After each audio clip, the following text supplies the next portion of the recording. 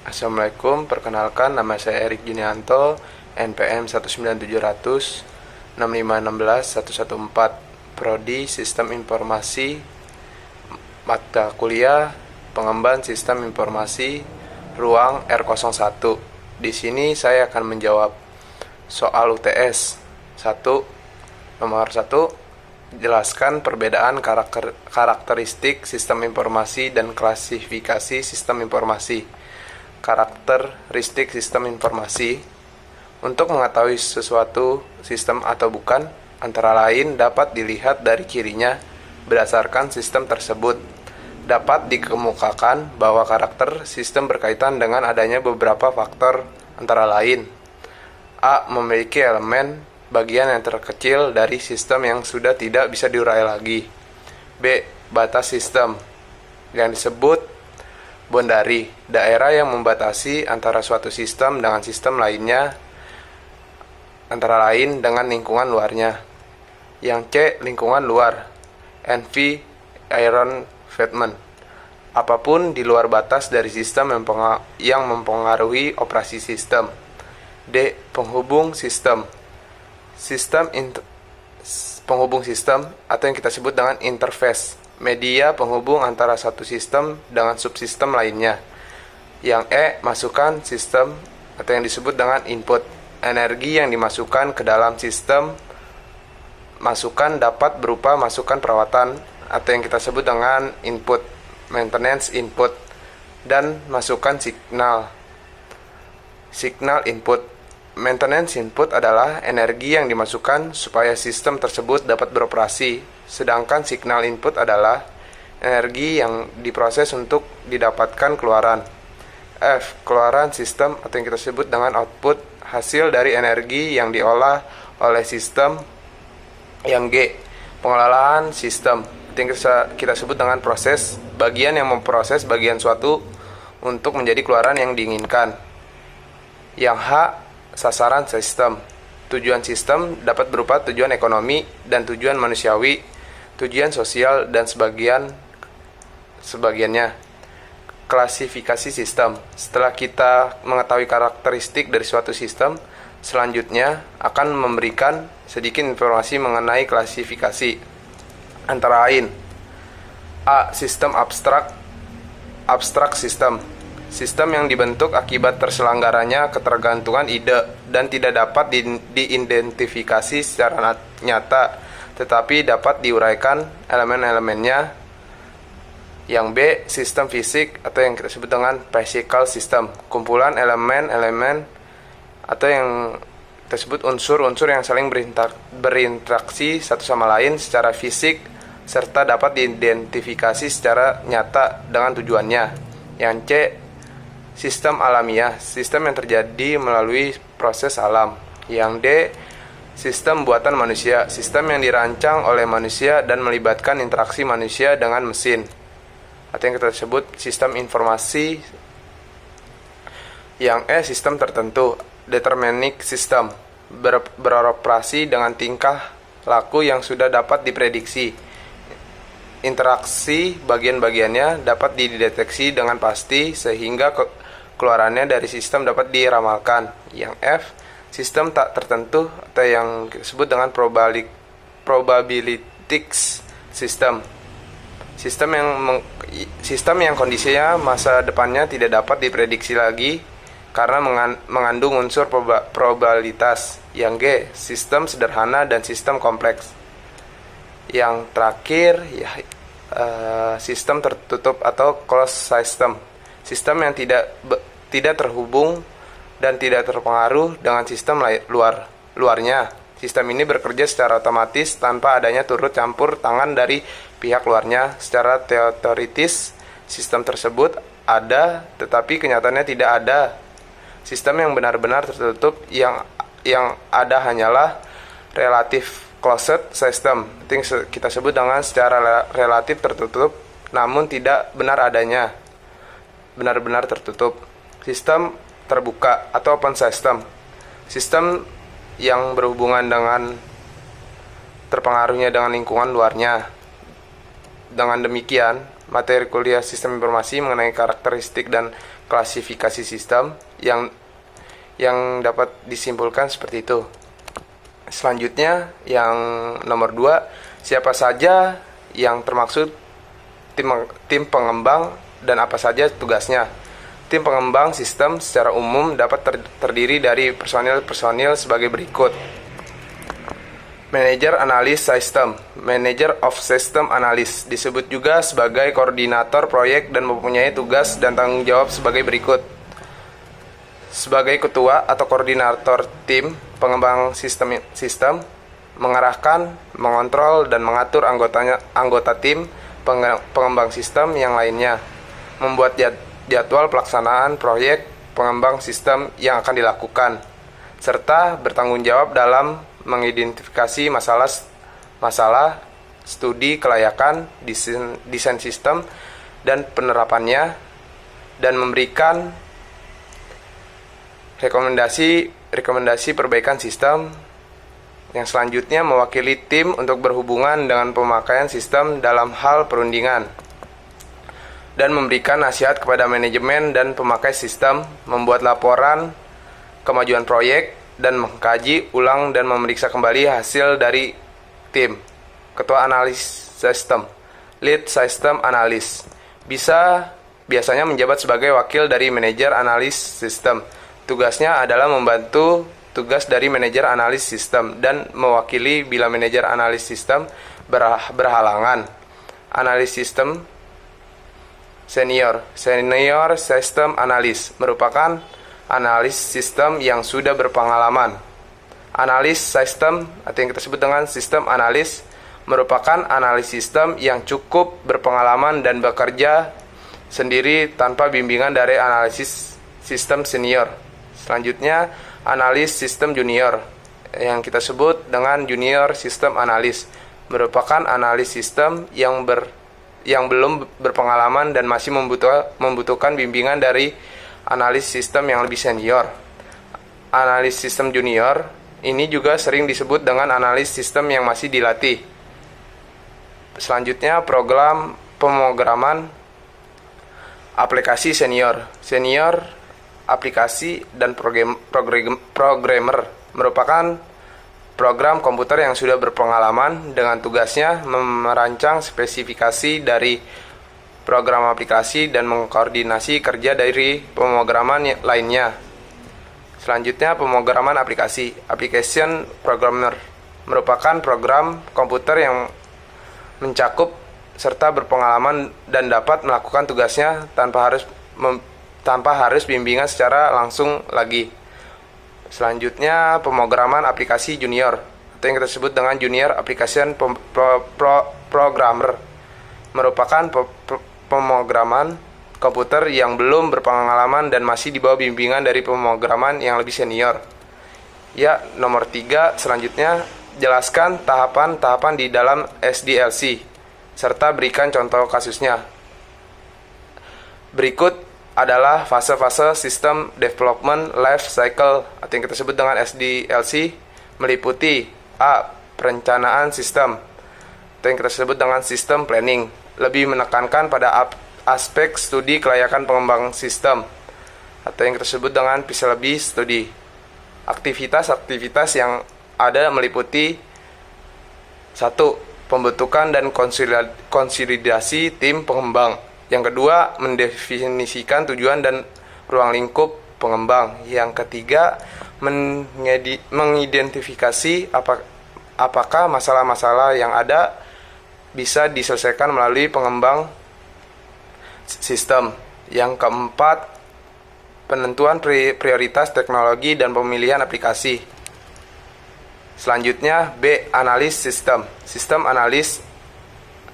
Analisa sistem adalah tahapan di mana dilakukan beberapa aktivitas berikut.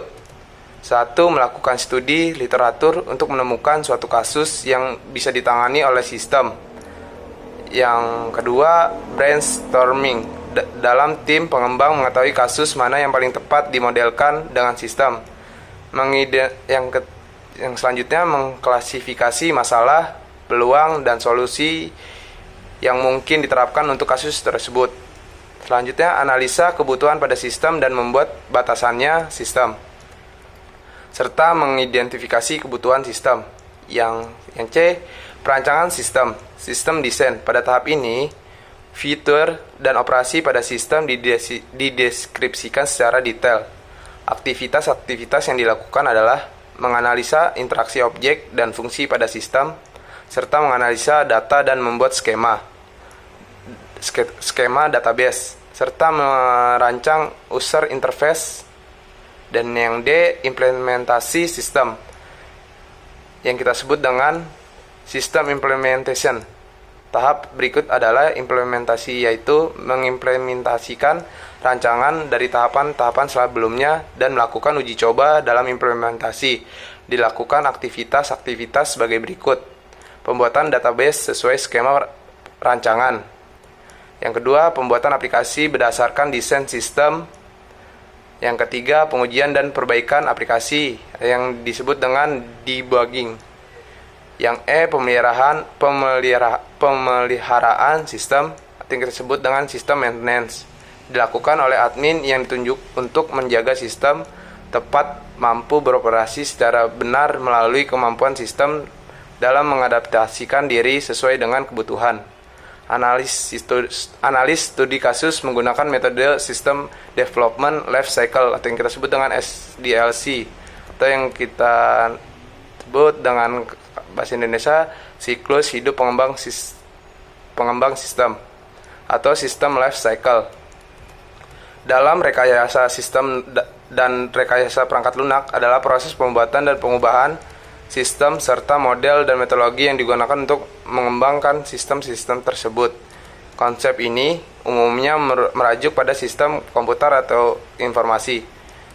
SDLC juga merupakan pola yang diambil untuk mengembangkan sistem perangkat lunak yang terdiri dari tahap-tahap rencana atau yang disebut dengan planning, analis, serta yang disebut analis, desain atau yang disebut dengan desain, implementasi atau yang disebut implementation, uji coba atau yang disebut testing, dan pengelolaan yang disebut maintenance, serta analis studi kasus sistem informasi berbasis agribisnis dengan pengembang buah salak pada padang sidimpuan yang berdagang jenis salak itu mempunyai nilai komersial yang tinggi. Dalam penelitian yang dirancang dengan menggunakan metode sistem SDLC, dalam rekayasa sistem dan rekayasa perangkat lunak adalah proses pembuatan dan pengubahan sistem serta model dan metodologi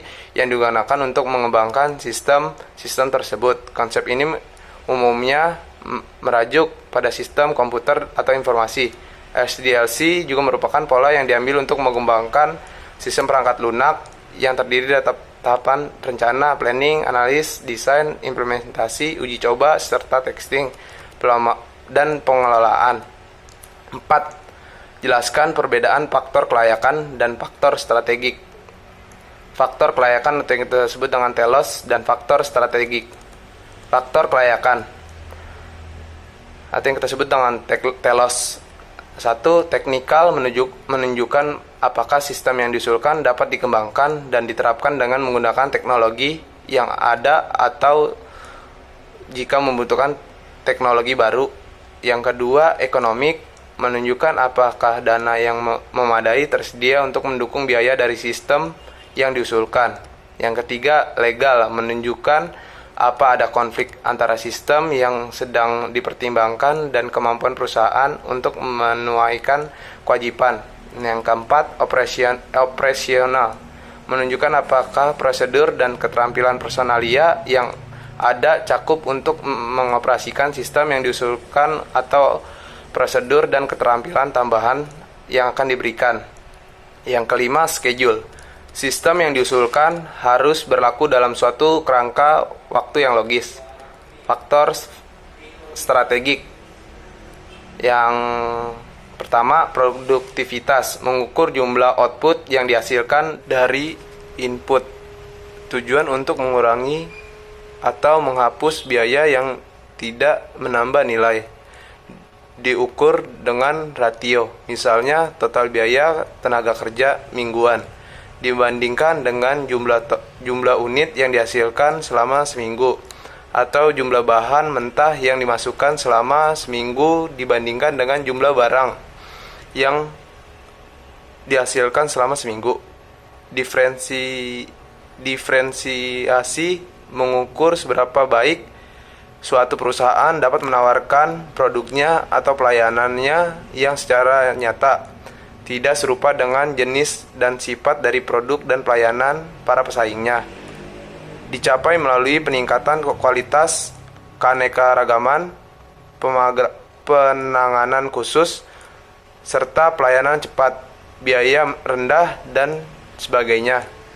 Manajemen menunjukkan seberapa baiknya sistem informasi menyediakan informasi untuk membantu para manajer dalam perencanaan serta mengendalikan dan pengambilan keputusan. Yang kelima, nomor 5, jelaskan tahapan analis sistem. Langkah-langkah analis sistem. Di dalam tahap analis sistem terdapat beberapa langkah. Langkah dasar yang harus dilakukan oleh analis sistem sebagai berikut, yaitu 1. Identify merupakan mengidentifikasi masalah. Yang kedua, understand merupakan memahami kerja dari sistem yang ada. Yang ketiga, analis merupakan menganalisis sistem. Yang keempat, report merupakan membuat laporan hasil analis. Tujuan analis sistem informasi yakni untuk merancang sistem baru maupun menyempurnakan sistem yang sudah ada sebelumnya. Berikut ini tujuan dari analis keuangan diantara yakni: kita dapat membuat keputusan jika sistem saat ini bermasalah ataupun juga tidak berfungsi dengan baik, dan hasil analisnya akan digunakan untuk sebagian dasar untuk memperbaiki sistem. Yang kedua, mengetahui ruang lingkup pekerjaan yang akan dapat ditandatangani. Yang ketiga, mengidentifikasi masalah atau mencari pemecahan masalah. Yang kelima, mempelajari sistem yang sedang berjalan saat ini. Yang keenam, memberikan pelayanan kebutuhan informasi kepada fungsi manajerial di dalam pengendalian, pelaksana kegiatan operasi perusahaan. Yang ketujuh, membantu para pengambil keputusan. Serta yang ke-8, mengevaluasi sistem yang telah ada. Yang ke-9, merumuskan tujuan yang ingin dicapai berupa pengelolaan data maupun pembuatan laporan baru. Yang ke-10, menyusun suatu tahapan rencana pengembangan sistem. Selanjutnya, analisa dan perancangan sistem informasi, yang kita sebut dengan ANSI, adalah proses penguraian suatu pokok dan menyelidiki keadaan yang sebenarnya dalam sebuah entitas, atau yang guna mencari indikasi komponen dan unsur-unsur penting dalam membangun sebuah sistem informasi. Selanjutnya, analis pitches adalah singkatan dari performance, yang kita sebut dengan kinerja, berkaitan dengan analis sistem, kemampuan dan kapasitas kerja sistem. Information, atau yang kita sebut dengan informasi, terkaitan dengan laporan informasi yang dihasilkan sistem. Ekonomi, berkaitan dengan penghematan waktu, keuangan dan tenaga sistem. Kontrol, terkait dengan keamanan, efisiensi atau ketepatan fungsi sistem dengan tidak membuang waktu, biaya, ruang dan tenaga, dan servis layanan sistem. Sekian yang saya jawab soal UTS dari pengembangan sistem informasi ruang 01. Bila ada kata-kata yang kurang berkenan, mohon dimaafkan. Sekian dan terima kasih. Wassalamualaikum warahmatullahi wabarakatuh.